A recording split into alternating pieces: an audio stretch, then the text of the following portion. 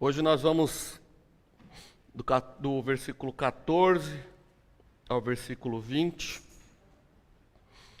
Hoje nós vamos falar sobre uma mensagem sobrenatural, pregada, anunciada por um homem sobrenatural e que transformou e que chamou simples homens e os transformou em extraordinários discípulos. E a ideia é que nós possamos entender isto nesta manhã, de que o Senhor, Ele quer transformar homens e mulheres simples, como a gente, como nós somos aqui, em extraordinários discípulos. E basta nós querermos, tá certo? Ele fez isso com Pedro, Ele fez isso com André, Ele fez isso com Tiago, com João, com Levi, com Bartolomeu, com Tomé, com aqueles 12 ali. Ele pode fazer isso conosco também. E o texto diz assim: depois que João foi preso, Jesus foi para a Galiléia, proclamando, pregando o evangelho de Deus, dizendo: completou-se o tempo, e o reino de Deus está próximo. Arrependei-vos e crede no evangelho. Andando junto ao mar da Galiléia, viu Simão e André, seu irmão, e eles estavam lançando as redes ao mar, pois eram pescadores.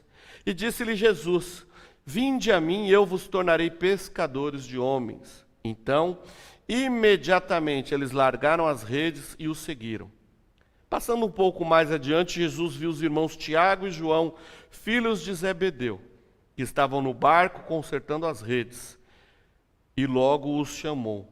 E eles passaram a segui-lo, deixando seu pai Zebedeu com os empregados no barco. Senhor, fala conosco com a Tua palavra, Senhor, que nós sejamos aqui, ó Deus, motivados, inspirados a sermos também sobrenaturais, a sermos discípulos extraordinários.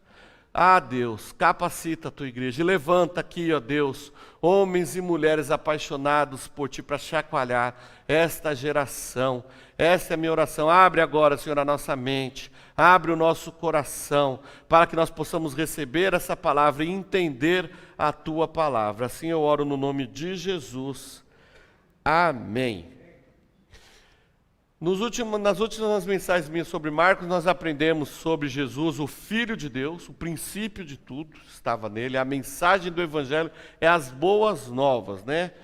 Agora nós também vimos que Jesus, após ser batizado por João, ele vai ao deserto, o Espírito Santo conduz o Espírito Santo ao deserto para ser tentado, e ele vence e nos deu a receita da vitória. Jesus venceu o tentador com a palavra, e nós temos a palavra hoje para resistir a quaisquer tentações que passarmos. Ele nos ensinou isso. E agora, passa um certo tempo depois da provação no deserto. Então agora Jesus, ele vai iniciar o seu ministério proclamando pela Galiléia o evangelho de salvação. Só que antes de iniciar, tem um detalhe muito importante nesse texto. Diz o texto que depois que João foi preso. Nós não vamos falar muito de João agora e nem muito dos discípulos, nós vamos falar lá no capítulo 3, no capítulo 4, 5 e 6, a gente pode falar um pouquinho mais deles. Mas é interessante que aqui quando fala que João foi preso, o preso ali significa apresentar-se. João, na verdade, ele se apresentou diante de Herodes, porque ele foi lá denunciar, lembra o que o texto diz? Que ele foi lá denunciar os pecados de Herodes. Herodes tinha tomado a esposa do seu irmão e casado com ela, pecado gravíssimo para os judeus. Então Salomé, ela instiga, né, Herodes depois, né, poxa vida, esse cara, ele atrapalha a minha vida, ele atrapalha meus planos aqui.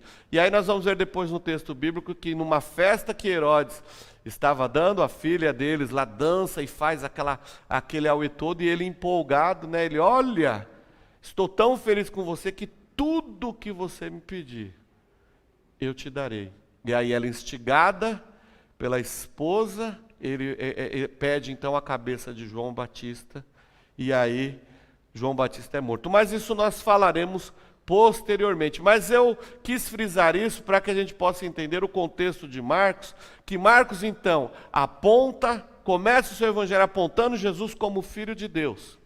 E ele aponta também João, ele começa o seu texto, João se entregando para morrer. Né? João se entregando, ele começa com João se entregando ali para morrer nas mãos de Herodes. E termina o seu texto com Jesus se entregando para morrer nas mãos dos homens. Olha que coisa interessante, o verbo é o mesmo e a ideia é a mesma. Ambos se entregam. Marcos então, né? Começa com João sendo entregue à prisão, era essa a palavra que me fugiu, entregando-se à prisão, e termina com Jesus entregue à morte. Aqui nós temos então 3 lições importantes, só nesse primeiro versículo aqui nós temos 3 lições importantes para aprendermos aqui. Primeira lição, precisamos como cristãos, como discípulos, precisamos estar prontos para nos entregarmos a qualquer momento, se for necessário. Uau! Eu vou precisar fazer isso? Eu vou precisar mesmo morrer igual João Batista, morrer igual Jesus? Queridos, hoje, nesse momento, tem gente morrendo por causa do Evangelho. Então nós precisamos estar atentos. Isso é uma realidade muito distante da gente. Mas aqui na Colômbia, país aqui comunistas por perto já está assim. Então para isso acontecer aqui no Brasil não está muito difícil não. Então estejamos, pois, prontos e atentos para, se preciso, nos entregarmos. Outro ponto que nós aprendemos, aquilo que Jesus manda os seus discípulos fazerem, ele também o fez. Então Jesus não é aquele cara, né? Faz o que eu falo, mas não faz o que eu faço. Um negócio assim, né? O ditado. Então, não, ele manda você fazer, mas porque ele também fez. E uma terceira lição, ele poderia fazer tudo sozinho. Ele é Deus. Deus pode fazer o que ele quiser. Mas Jesus, ele optou por discipular pessoas para continuarem o seu legado. Jesus vai dizer que aquele que anda comigo, obras maiores, quando eu for embora, vocês vão continuar e vão fazer obras ainda maiores do que eu. E por que Jesus está falando isso? Porque nós vamos ter mais poder do que ele? Não. Porque Jesus, depois de 3 anos e meio, ele morreu e foi para o céu. O legado de Jesus continuou sobre as nossas vidas. E nós, só de Inceteno aqui, nós temos 3 anos. Então a ideia é que seja mais, que viva ainda mais. Então nós já vamos passar a ter muito mais tempo do que Jesus teve para realizar essas obras. Então quando Jesus está dizendo que nós realizaremos obras maiores do que ele, é na questão do tempo. Nós vamos estar aqui mais tempo na terra para fazer as obras de Jesus, para mostrar e pregar o evangelho da salvação do reino de Jesus. Então é no momento que o precursor, aquele que veio preparar o caminho do Senhor, quando ele sai de cena, Jesus inicia o seu ministério. E aí nós vamos para a plenitude do tempo. Jesus começa dizendo, né? Completou-se o tempo. Chegou a hora da proclamação. Chegou a hora que eu vou trazer a mensagem. E qual é a mensagem? Arrependei-vos, porque o reino de Deus está próximo. Marcos está ensinando que em Jesus, o reino de Deus previsto pelos profetas. Lá no Antigo Testamento, os profetas anunciaram sobre Jesus. Coisas apontaram para o Cristo, né? Então agora nós vemos em Jesus a resolução, o cumprimento das profecias. Jesus foi para Galiléia para proclamar esta mensagem, o Evangelho. Lembre-se que o Evangelho é a boa notícia. E qual é a boa notícia que Jesus estava anunciando? O reino de Deus está próximo. E é interessante que algumas versões dizem que o reino de Deus está entre nós.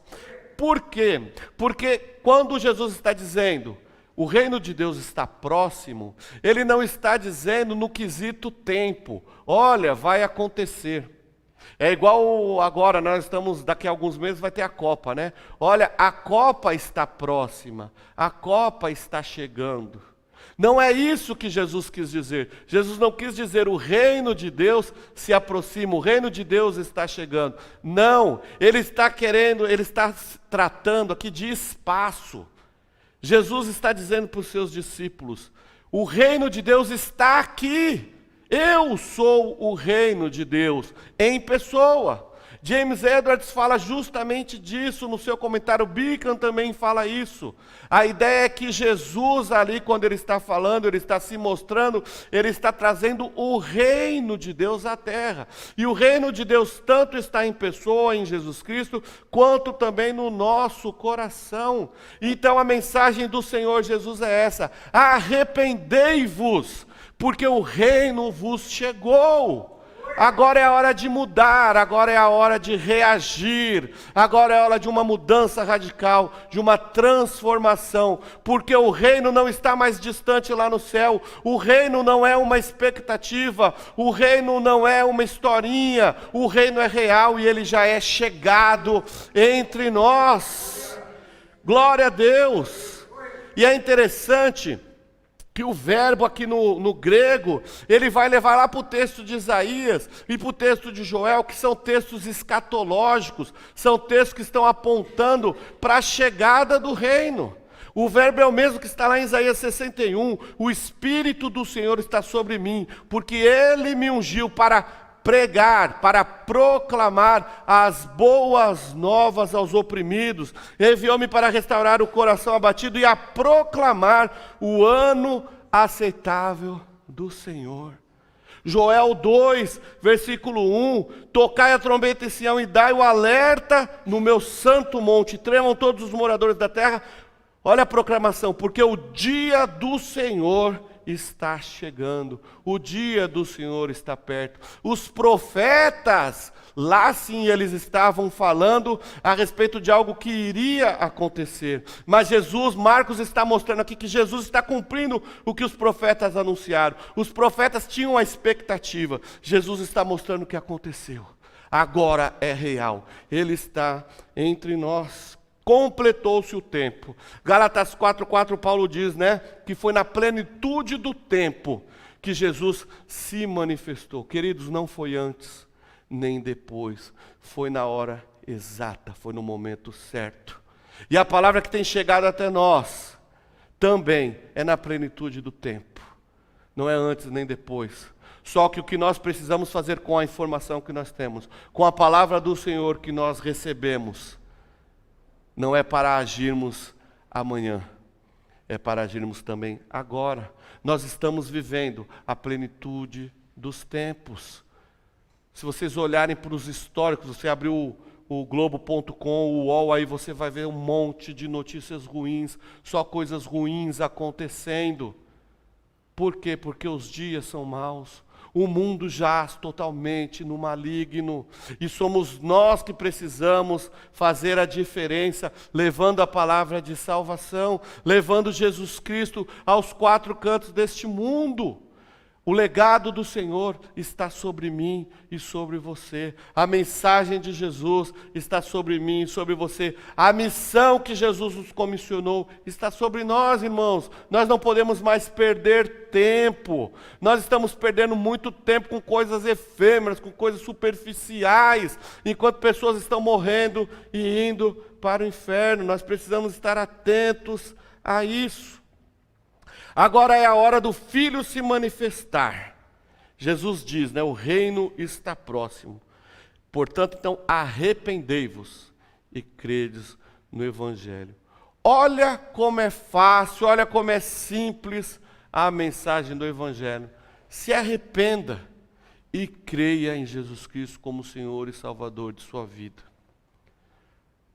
Só que o Evangelho, ao mesmo tempo que é simples, o Evangelho é complexo, ele é complicado, porque crer no Evangelho implica em viver como Jesus viveu, em viver o Evangelho.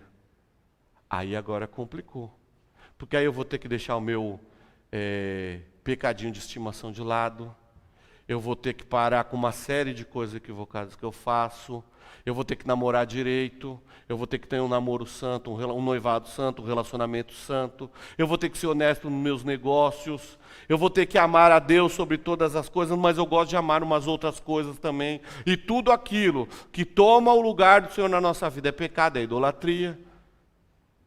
Olha como é complexo viver o Evangelho. Mas o Senhor nos chama a vivermos o Evangelho. Nós não podemos perder tempo. Estão conseguindo entender isso? O reino já está entre nós. Daqui a pouco o Senhor vai juntar todo esse seu reino e vai embora. Você tem noção? Imagine a cena, eu não sei, vou conjecturar aqui, mas imagine a cena, você subindo, sei lá, pensa num balão assim, você subindo, e você querendo levar um monte de gente, mas você não vai poder levar. Você não vai poder levar, e aí você vai segurando nas mãos e a pessoa vai escapando, e vai ficar lá.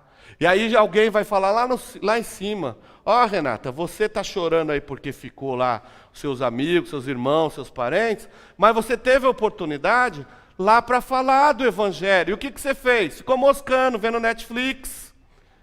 Ah, não, hoje eu não posso fazer isso porque eu tenho que ir namorar. Ah, eu não posso fazer isso porque eu tenho que ir no cinema. Eu não posso ir fazer um evangelismo porque eu estou, sei lá, eu vou passear. Eu não vou no pequeno grupo porque está frio. Eu não vou no culto porque está frio. Mas para ir para a balada dá, para ir para a praia dá, para ir para o passeio dá, tudo dá. Quando nós trocamos as coisas importantes, as coisas do Senhor, de lugar, irmãos, vira uma bagunça só na nossa vida. E nós sofremos consequências por isso. Precisamos entender a motivação correta nas nossas vidas. Precisamos viver o Evangelho. É isso que está faltando muitas vezes nas nossas vidas. É fazer, é agir de acordo com o que nós falamos. Porque falar que eu sou crente é fácil. Vir aqui no domingo de manhã é fácil. Agora, o complexo é viver isso no nosso dia a dia. Então, queridos, e como nós podemos viver isso no nosso dia a dia?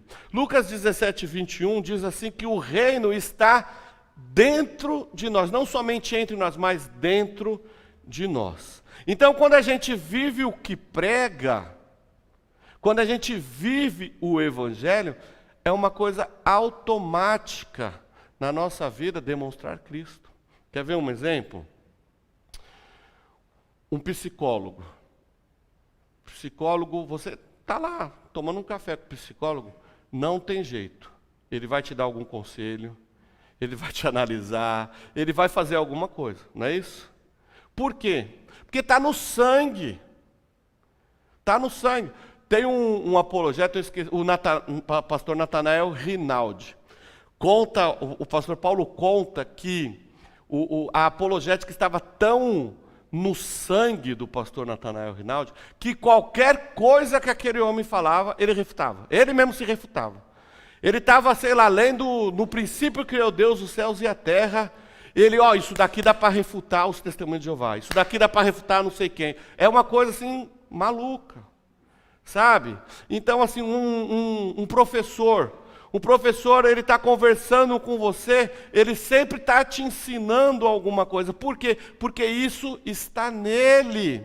Então, se nós estamos impregnados do Evangelho, se nós estamos vivendo realmente o Evangelho, vai ser uma coisa natural nas nossas vidas falarmos do Evangelho. Se nós somos cheios do Espírito Santo, o que vai sair de nós? Espírito Santo sobre as vidas. Se nós estamos cheios de Cristo, o que vai acontecer na vida das pessoas? Nós vamos abençoar e o tempo todo nós vamos estar trazendo a mensagem do Evangelho. Se o reino de Deus está dentro de você, aonde você for, você está levando o reino de Deus.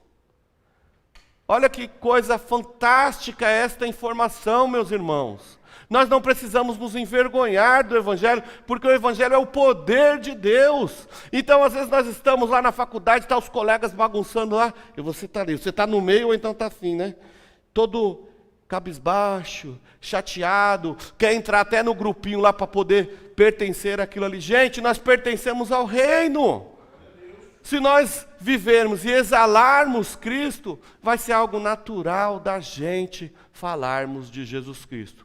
Se nós não estamos fazendo isso, e às vezes nós até caímos, às vezes nós fracassamos, às vezes nós nos juntamos com os amigos lá e a gente apronta, a gente esquece que nós somos filhos do reino, e aí a gente sai com os caras para beber na sexta-feira.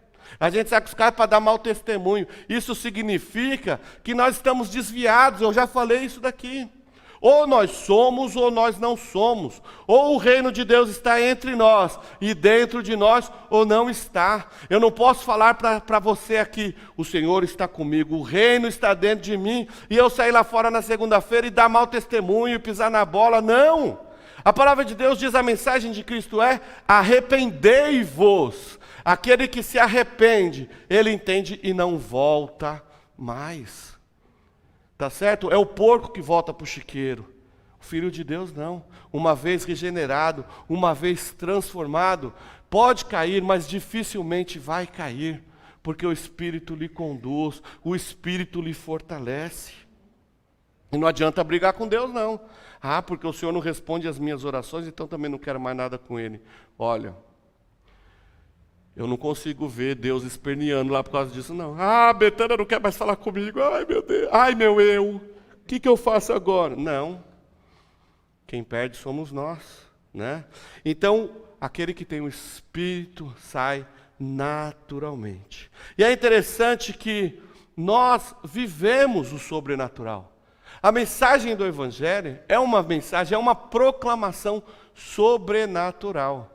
Primeiro, porque é a mensagem de Deus. E Deus, ele já não é normal. Deus já não é natural. Deus, ele é sobrenatural. E os filhos de Deus, com uma mensagem sobrenatural, também são pessoas sobrenaturais. E como nós podemos viver o sobrenatural de Deus nas nossas vidas? Buscando intimidade com Ele.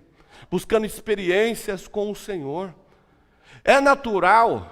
Gente, é natural nós orarmos por alguém e alguém ser curado? Isso não é natural. Mas por que a gente ora e as pessoas são curadas? Porque nós somos sobrenaturais. É o poder do alto que está sobre nós. Por isso que nós oramos. Agora, se nós não vivemos mais isso, é porque o poder sobrenatural saiu está falhando? Não. O problema vai estar sempre na gente. Nunca em Deus. Se nós deixamos de manifestar os dons que o Senhor nos deu sobre as nossas vidas, deixamos de orar, de profetizar, de falar em línguas, de curar em nome de Jesus, se tudo isso que nós fazemos antes não fazemos mais, o problema não está no poder do alto, o problema está nos tranqueira de baixo aqui mesmo. É hora da igreja se levantar e se posicionar, é hora de buscarmos experiências com o Senhor. Assistam, quem não assistiu ainda, assista o filme lá, quarto de guerra, quarto de oração, quarteto de guerra, um negócio desses aí. Vai assistir, se já assistiu, assista de novo. E aproveite e já separa um quartinho de guerra lá na sua casa. Esse quartinho pode ser a cozinha, pode ser a lavanderia, pode ser aonde for, mas arrume o seu cantinho lá de oração. A parte que eu mais gosto desse filme é quando a casa está para vender, que vai um cara lá, um corretor lá, e ele entra num quartinho assim, ele fica todo, né? Alguém orava aqui. Gente, isso é muito louco. Isso é sobrenatural. Isso é o poder do sobrenatural. Gente, aqui eu estou vendo um monte de sobrenaturais. É isso que nós precisamos buscar. O poder do alto. O poder do alto, meus irmãos. A gente precisa viver, a gente precisa se relacionar com Deus, o Deus que cura, o Deus que liberta, o Deus que transforma. Chega! Viver o natural é para fraco, nós somos o povo do sobrenatural. Irmãos, nós não podemos mais viver numa mesmice. Não há como nós colocarmos isso da boca para fora se nós não vivermos. Nós precisamos expor realmente o que nós precisamos viver. O Evangelho é vida. E se é vida, nós precisamos viver esta vida verdadeira. Nós precisamos vivê-lo para proclamá-lo.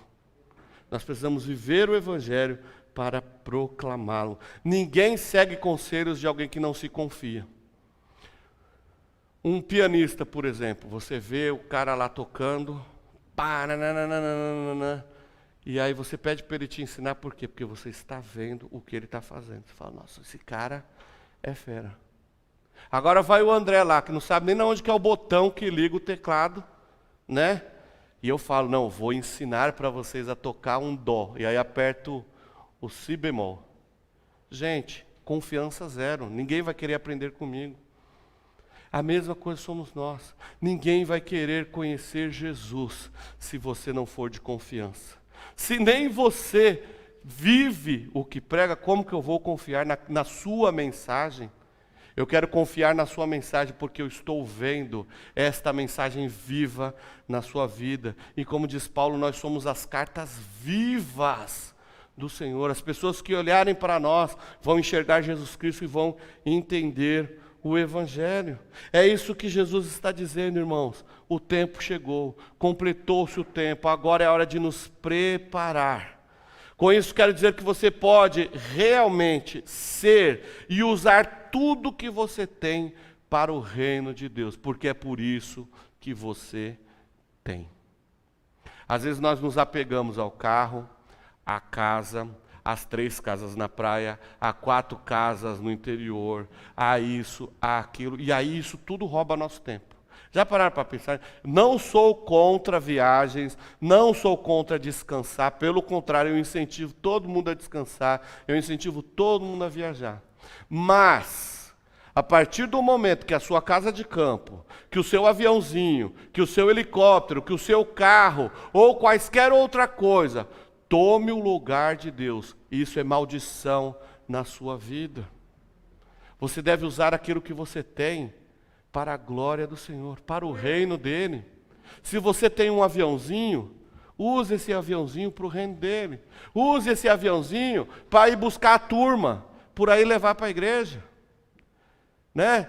Se você tem, sei lá, uma casa na praia, uma casa não sei onde, leva isso daí, leva alguém para lá para fazer um grupo de convívio. Descansa, mas também seja produtivo. Você pode descansar, mas seja produtivo. Semana para outro dia teve evangelismo, volta a falar, e agora vocês estão aqui, é bom que aí vocês ouvem. Outro dia teve evangelismo do pessoal e das crianças, dos adolescentes, e aí eles foram, e aí, eu não sei, na ida e na volta, né? Regimar e Leandro saíram por São Paulo, gente, não foi por Osasco não, saíram por São Paulo distribuindo os adolescentes. Cara, isso é fantástico, isso é reino, isso é ser e pertencer, isso é demais. É isso que nós precisamos fazer. A gente não está mais se ajudando, a gente não está mais se preocupando. Tudo que eu tenho é meu e está tudo certo e é meu e vai continuar sendo meu. Gente, quando vocês morrerem, não vai caber tudo no caixão. Eu estou emagrecendo para pelo menos eu caber no caixão. Entendeu? Pelo menos eu. Agora note bem isso. Note bem isso. Às vezes nós temos um monte de coisa que nos tiram tempo, que nos tomam o tempo que deveria ser o tempo para o Senhor. E a gente supervaloriza isso ainda. Tem mais esse detalhe. A gente supervaloriza isso.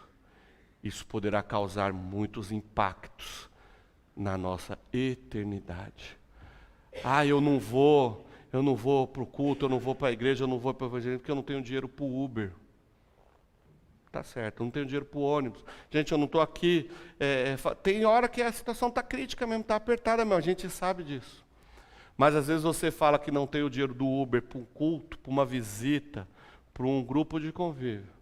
Mas você tem o dinheiro do Uber para ir para um show, para ir para uma balada, para ir para um outro rolê diferente. Então a gente precisa colocar e equilibrar isso. O tempo é chegado, a gente precisa usar o que nós temos para o reino de Deus, porque o reino está entre nós. Se nós entendermos esta mensagem de que o reino está entre nós, as nossas ações vão mudar radicalmente. Nós vamos viver pelo reino e para o reino. Completou-se o tempo, meus irmãos. Completou-se o tempo. Um outro ponto nesse tempo, no tema, é que podemos proclamar o sobrenatural. Romanos 1, 16 e 17 diz que o Evangelho é o poder de Deus para a salvação de todo aquele que nele crê. Por isso que Paulo não se envergonha. Então nós não podemos também nos envergonhar. É o poder, vocês estão entendendo? O Evangelho é o poder. No inglês, power. No grego, dunamis. Gente, é poder. Poder, o Evangelho é poder. Não é isso que o homem tanto almeja? Poder, poder, poder. Não é por isso que o homem mata, que o homem é corrupto, que o homem quer fazer uma coisa por causa de poder. Nós temos um poder que é extremamente mais importante, extremamente mais sobrenatural, e é um poder que não mata, pelo contrário, o poder que salva, que cura, que restaura e que transforma, o poder de Deus.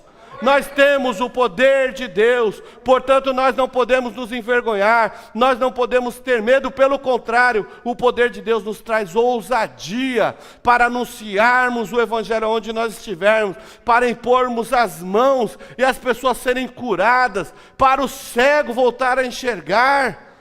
Queridos, esse é o poder de Deus, é o poder que eu creio, e eu sei da onde Deus me tirou, e muitos aqui sabem da onde que Deus me tirou. Minha cova estava aberta, e o Senhor me resgatou. Eu tive uma pancreatite gravíssima, fiquei dias internado, lá já desenganado pelo médico, o médico chamou na família, chamando meus filhos, para dizer, ó, pode já escolher a cor do caixão, porque esse daí já era. E hoje eu estou aqui restaurado, curado, o pâncreas necrosado está totalmente inteiro, para a glória do Senhor. E eu não me envergonho do Evangelho de Cristo, porque é o poder de Deus para a salvação de todo aquele que nele crê. Se nós entendemos que o Evangelho é o poder de Deus, o sobrenatural, gente, nós vamos chacoalhar o mundo. Olha o que o Senhor Jesus, olha o que Jesus, o poder do Evangelho, olha o que Jesus fez com Zaqueu. Um homem corrupto, um homem tranqueira, odiado, detestável. Jesus transformou esse homem. Olha o que Jesus, o que o Evangelho, olha o que o Evangelho da cruz fez com Saulo. Transformou esse homem no maior pregador do Evangelho. Olhe para a sua vida. Olhe o que o Evangelho fez com a sua vida. E se você falar para mim assim, não, o Evangelho não fez nada na minha vida, você está desviado, você ainda não se converteu. Porque o Evangelho, quando passa pela vida da gente, é impossível nós não sermos moldados, mudados e transformados. Marcos aponta Jesus como o próprio Evangelho, e ele realmente o é. Jesus é o Deus da salvação, não há outro meio de chegarmos a Deus. Jesus é o Deus da transformação, Ele muda, Ele regenera, Ele cura, Ele restaura. Jesus é o servo sofredor, Ele levou sobre si as nossas enfermidades, a nossa culpa, o castigo que nos deu a paz, Ele levou sobre si. Jesus é a palavra de Deus, é o verbo vivo, o verbo encarnado, o Logos do Senhor. Jesus é a restauração daquilo que foi deteriorado pelo pecado. Jesus restaura. O Evangelho restaura. O que nós conhecemos como natural, Jesus ensina que não é. O mundo relativiza tudo. Pecado é pecado, depende do seu ponto de vista. Talvez vocês olhando daí, seja pecado. Mas olhando por aqui, não é. E a palavra de Deus diz que pecado é pecado e ponto final. Por mais que a sociedade queira mudar algumas coisas, por mais que as leis humanas queiram determinar algumas coisas, o que é certo e o que é errado, não tem jeito.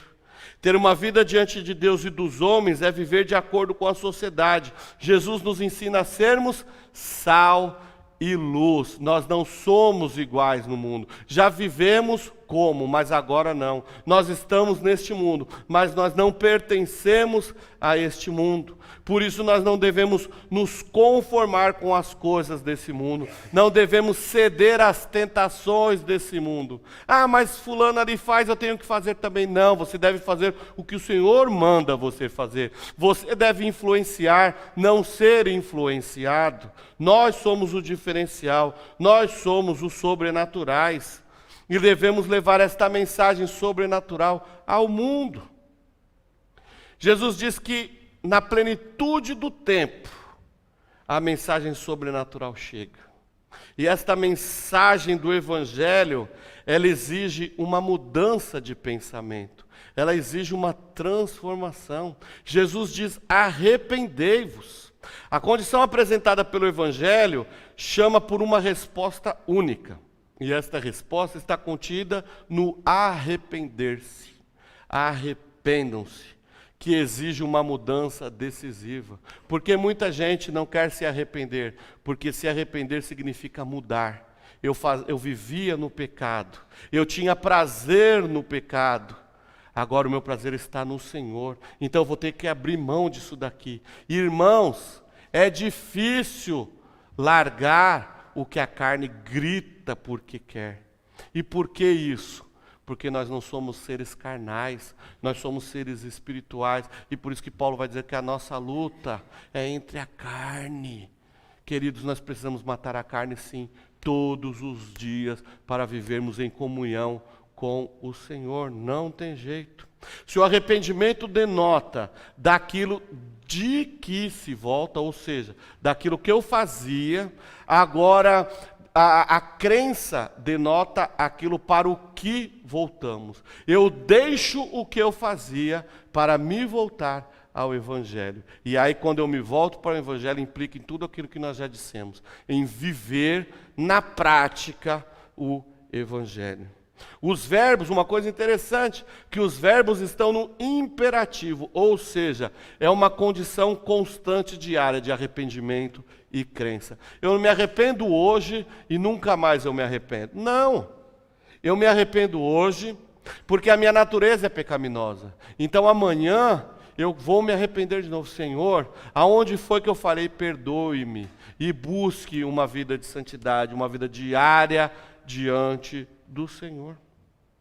Terceiro ponto, Jesus chama pessoas simples e os transforma em extraordinários discípulos. Olha que coisa linda.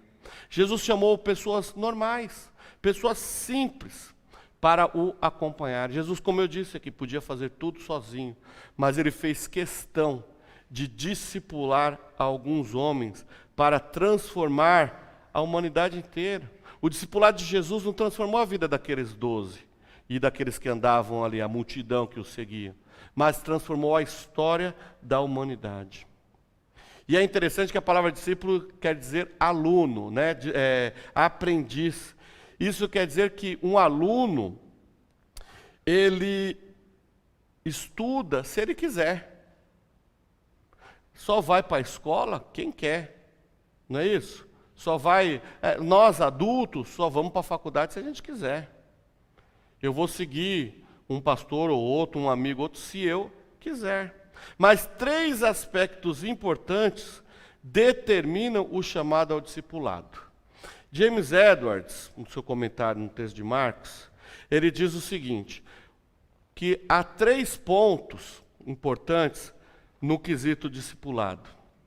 Primeiro, o mais importante, no discipulado de Jesus, o mais importante aqui é que Jesus é o sujeito absoluto quando ele diz, sigam-me.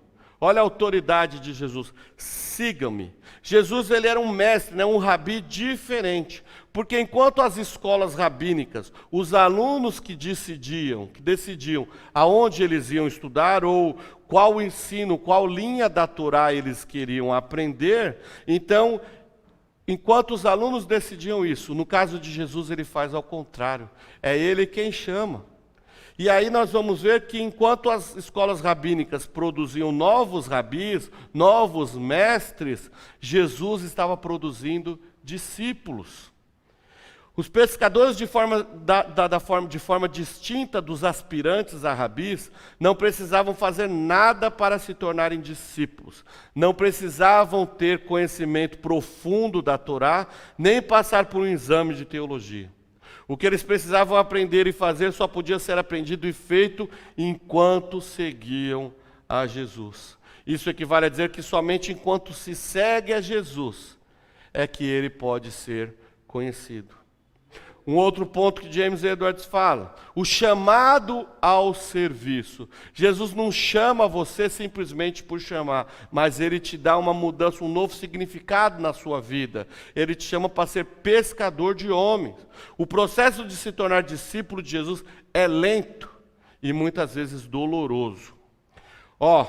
Muitas vezes não é fácil de entender, não é fácil de observar, não é fácil de seguir, muito menos fácil de sofrer a perseguição por causa de Jesus. Ninguém gosta de ser perseguido. Todos abominam ser perseguidos. E o evangelho sempre é perseguido. O cristão sempre é perseguido por alguma situação, por alguma coisa. A vida pela qual Jesus chama os seus discípulos exige uma mudança de perspectiva, ou seja, ter em mente as coisas de Deus e não as coisas de si mesmo. O texto diz ainda que Jesus, porém, virando-se e olhando para os seus discípulos, Marcos 8:33 diz assim, Jesus, porém, virando-se e olhando para os seus discípulos, repreendeu Pedro, dizendo, para trás de mim, Satanás, porque não pensa nas coisas de Deus, mas sim nas coisas dos homens. Pedro estava preocupado consigo, ali, com o bem-estar do grupo ali, naquela hora quando Jesus fala sobre a sua morte. Se os cristãos da atualidade entendessem a realidade e a seriedade de pensarem e de desejarem as coisas do alto, esse mundo seria totalmente mudado. Eu gosto de uma frase do Dr. Craig Kinner, quando ele fala que nos cultos, a nossa vida, a nossa celebração deveria ser o antigosto do que vai acontecer lá no céu. Sabe a entrada, quando você vai numa festa, tem a coxinha, nós pobres tem aquele batata com não sei o que, com óleo, não tem essas entradinhas aí? E eu não estou desfazendo da batata, o que eu estou querendo dizer é que é uma coisa gostosinha, não é isso? Para depois vir o banquete, não é isso? Muitas vezes a gente ali mesmo já se delicia. Eu já fui em casamento tão chique que tinha aqueles salgados tão emperequetados, tão coisa, que ali na entrada mesmo eu já me acabei. Chegava na hora do jantar eu nem comia, porque eu já tinha me acabado antes. E aí o que acontece? O que o Craig Kinner quer dizer é exatamente isso. No culto é apenas a entradinha. Para depois é uma preparação para o que está para acontecer. Irmãos, vocês têm noção de que nós perdemos tempo na igreja?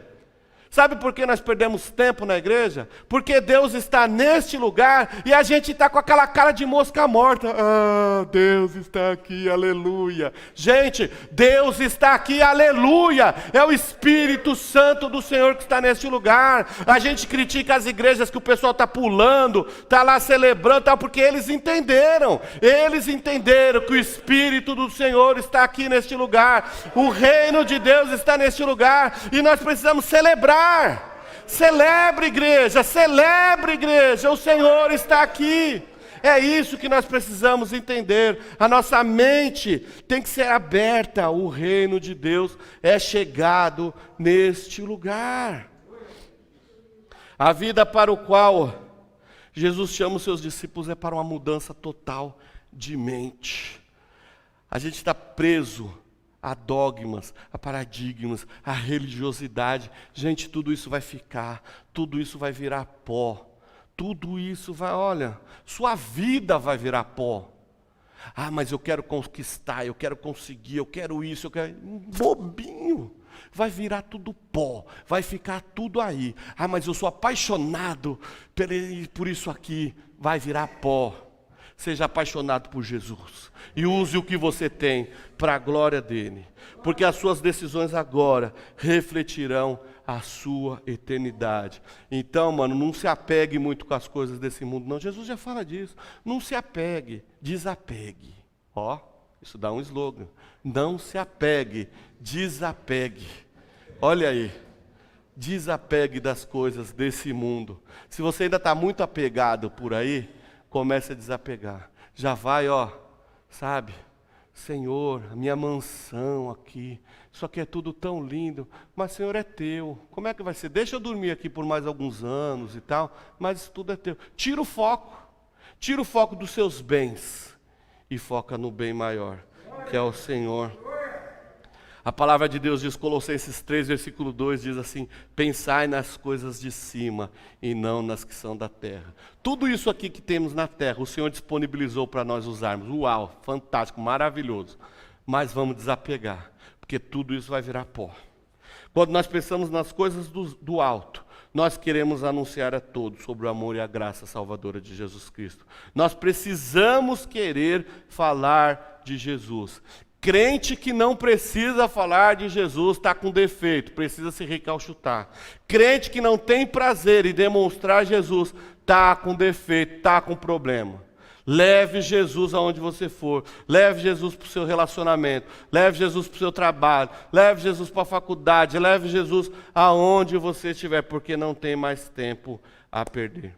Imagina você lá no céu, naquela grande recepção, já participou do antigosto aqui na terra, e agora você vai lá ser recebido por Deus, Jesus está lá na frente, Davi, o grupinho de louvor dele lá tocando, e você chegando lá, e olha que de repente você vê um seu colega de infância, e ele está lá na frente. Pô, Marcelo, obrigado, Marcelo, porque um dia você passou lá na rua e você falou de Jesus para mim, e eu estava lá nas drogas, e aquela mensagem que você me trouxe transformou a minha vida, e hoje eu estou aqui no céu junto com você, vamos passar a eternidade junto. Gente, isso é fantástico. Vocês conseguem imaginar isso? Vocês conseguem imaginar aquelas pessoas que vocês estão orando há tanto tempo, seus familiares, seus filhos, sobrinhos, pai, mãe, tio, tia, chegarem lá no céu e falar: obrigado. Obrigado porque um dia você acordou cedo para orar por mim, você acordou 3 horas da manhã para orar por mim, você acordou para me ajudar, para me fazer uma assistência, e enquanto você me levava lá no hospital, enquanto você me levava uma cesta básica, você falava de Jesus para mim, e hoje eu estou aqui no céu por causa da sua palavra, por causa da sua ação, por causa da sua atitude. Já pensou nisso? Agora a recíproca é a mesma também.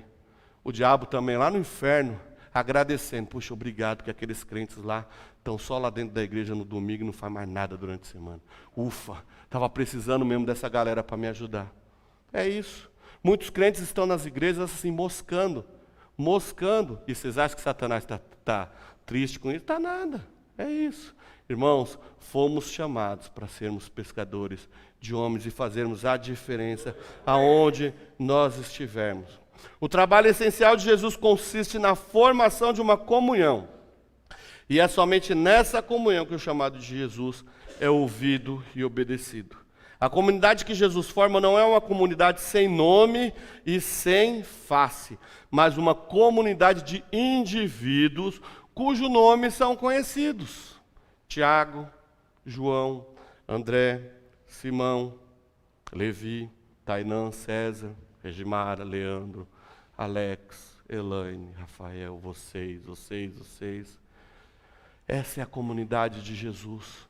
Todos nós temos um rosto, todos nós somos conhecidos, todos nós refletimos a imagem do Cordeiro. Não é exagero dizer que a semente da igreja cristã se originaram no primeiro ato do ministério público de Jesus, quando ele chama esses 4 primeiros discípulos.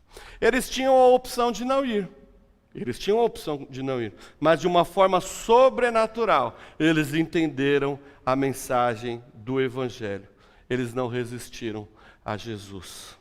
Jesus, além de discipular aqueles homens, os empoderou a curar, a pregar e a fazer diferença onde eles estavam. É um ministério verdadeiramente, muitas vezes, árduo. Quantos homens e mulheres morreram por causa do Evangelho? Mas morreram por não viverem apenas um Evangelho teórico, mas um Evangelho na prática. Assim deve ser a nossa vida. Nós aprendemos nos cultos, vamos começar os grupos de convívio, é um tempo de aprendizado. as palestras que acontecem aqui, os cultos que acontecem aqui. Isso tudo é para aprendermos, para juntos adorarmos ao Senhor e colocarmos em prática no nosso dia a dia, na nossa vida, onde nós estivermos. E nós não estamos de mãos vazias. É o poder do Evangelho que está conosco. Nós temos a maior e principal ferramenta. Nós temos o nosso joelho para orar. Olha que arma nós temos. Nós temos a oração. E nós temos o Evangelho, que é a munição da oração. É o poder de Deus. Não há como focar agora nos discípulos, mas eu quero ampliar, para finalizar, eu quero ampliar um pouquinho o texto de Marcos. Lá em Lucas 5, abra comigo aí Lucas 5. Vamos falar um pouquinho do versículo 1 ao versículo 11. É o relato paralelo do texto que nós já lemos aqui. Certa vez, às margens do lago de Genezaré, quando a multidão se comprimia junto a Jesus para ouvir a palavra de Deus, ele viu 2 barcos junto à praia do lago. Os pescadores haviam desembarcado e estavam lavando as redes. Aqui nós vamos ver então 2 barcos, uma multidão. Jesus então pega um daqueles barcos e usa como palanque, e usa como púlpito, para anunciar ali a palavra. Mas é interessante que 2 barcos, um provavelmente de Pedro e André, o outro de Tiago e João, que eram irmãos e sócios de Pedro e André. Homens experientes, pescadores experientes, eles conheciam muito bem o mar da Galileia. Só que olha que interessante, diz que eles estavam desembarcados lavando as redes. Por que eles estavam lavando as redes? Porque trabalharam a noite toda e não pegaram nada, só sujeira. Muitas vezes, quando a gente pesca, a gente não pega sujeira junto. Foi isso que aconteceu, passaram uma noite em claro, trabalhando e nada pescaram. Então agora eles estavam ali exaustos, cansados, com raiva, provavelmente resmungando, tendo que limpar tudo aquilo. E é interessante que a região da Galileia tem aquele lugar lá tem diversas fábricas de pesca. O mar da Galileia tem não sei quantas mil espécies de peixe. Então o milagre aí está justamente no fato deles não pescarem nada. O milagre não foi o que Jesus, alguns vão dizer, o milagre não foi exatamente aquilo que Jesus fez. O milagre foi o fato de não ter peixe naquele lugar. Porque é um lugar lotado de peixe. Como que aqueles homens não pescaram nada? Ali haviam fábricas que sustentavam mas muita gente, famílias, dependiam daquele setor pesqueiro ali. E como que aqueles homens que conheciam tanto ali não conseguiram pescar nada? Vamos continuar o texto, versículo 3. Entrando Jesus num dos barcos, que era o de Simão, pediu que o afastasse um pouco e, sentando-se do barco, ensinava as multidões. Bom, Pedro, me empresta esse barco aí que eu quero usar para falar com o povo. Eu quero me afastar um pouquinho, porque dizem que a acústica, quando você se afasta um pouquinho, por conta da água, fica mais fácil de falar. Pedro, cansado, desanimado, deve ter pensado assim, eu vou emprestar esse barco para esse rapaz falar, de repente, pelo menos o aluguel do barco aí para ele poder pescar. Então Pedro, ainda que cansado, ainda que exausto, cede este barco para ser o palanque. Versículo 4. Quando acabou de falar, disse a Simão, vai mais para dentro do lago e lançai as vossas redes para a pesca. Simão disse, mestre, trabalhamos a noite toda e nada pescamos, mas por causa da tua palavra lançarei a rede. Após uma noite cansativa, após não pescar nada, com certeza passaram uma raiva danada. Mesmo assim, no final de tudo, quando eles ouviram Jesus, eles olharam para o Senhor e viram nele um homem de confiança que valia a pena parar e ouvir. Com todo o cansaço, com todo o frio, com falta de tudo, eles pararam para ouvir Jesus. Aí daqui a pouco Jesus fala, não, pode ir lá para o fundo, lança a rede que vocês vão pescar. Ah, Jesus, você está de brincadeira. Eu já fiquei aqui a noite toda e agora você me fala isso e eu vou lançar e vou pescar. Quantas vezes Jesus está falando isso para a gente? Lança a rede, lança a rede, lança a rede, nós estamos moscando. Ah não, Jesus, deixa quieto, já orei tanto a noite toda, a pessoa não se converteu, deixa quieto. E Jesus falando, lança a rede, continue, insista, persista, vá a pé se precisar, mas vá. Pedro titubeou, mas foi lá e tá bom, sobre a tua palavra, eu lançarei a rede. Ah, maravilha! E o que acontece, irmãos? Ele tem que sair gritando por socorro. João, Tiago, Zebedeu, chamou acho que até o povo da multidão lá que estava lá ouvindo Jesus. Venham ajudar aqui, ó, porque está tudo caindo. Os peixes brotaram ali. E eles arrancaram e pegaram tudo. Gente do céu, quantas coisas acontecem quando nós confiamos na palavra do Senhor. Quando nós ouvimos e exercemos a palavra de Deus. Queridos, a pesca pode não ter sido muito boa essa noite, mas lance a rede sobre a palavra do Senhor, confie nele, confie no Senhor e se mova. Na hora que você puxar a rede, você vai viver o sobrenatural, você precisa apenas crer. Versículo 6, feito isso, apanharam uma grande quantidade de peixes, tantos que não puderam carregar, suportar, as suas redes não suportavam, então eles pedem socorro, né? Versículo 8, ao ver isso, Simão prostrou-se aos pés de Jesus, dizendo, afasta-se de mim, porque eu não sou digno, eu sou um homem pecador, pois com a pesca que haviam feito, a admiração deles, tomara conta dele e de todos que acompanhavam, bem como de João e tal. Agora vem o melhor disso tudo, irmãos. Pensa comigo.